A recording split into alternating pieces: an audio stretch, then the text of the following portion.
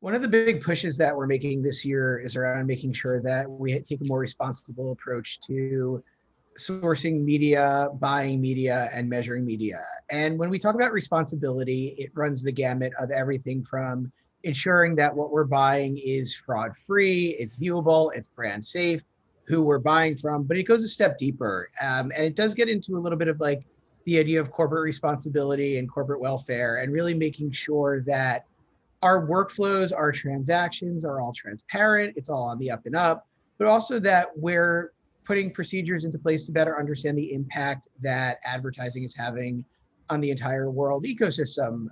Everything from carbon footprint associated with advertising delivery down to ensuring best practices when it comes to how money is being transacted, changing hands, auditability, all of that stuff wraps up into the idea of making what we're doing as the media community more responsible.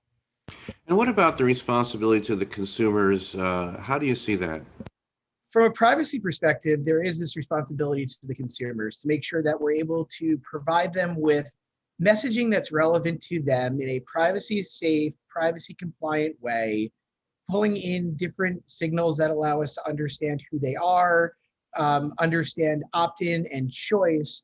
But at the end of the day, advertising is still meant to do two things. It's meant to put relevant messaging in front of the viewer on the TV screen, but it's also meant to fund a lot of the content and programming development. So yes, there is subscription models out there that do work and do create good content.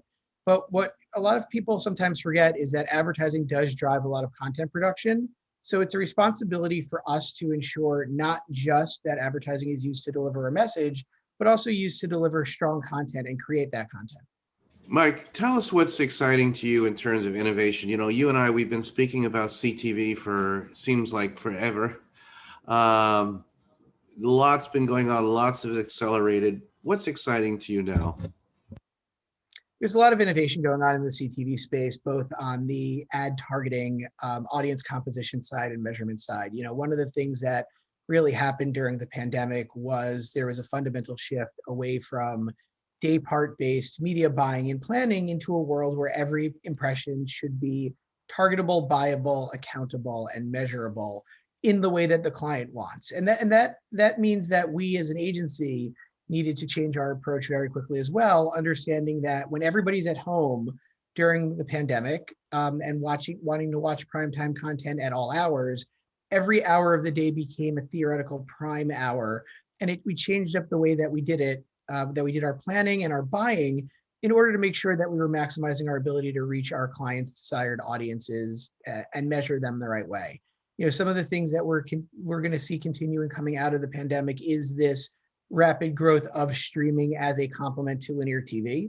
You know, you still have the majority of people who are watching linear TV.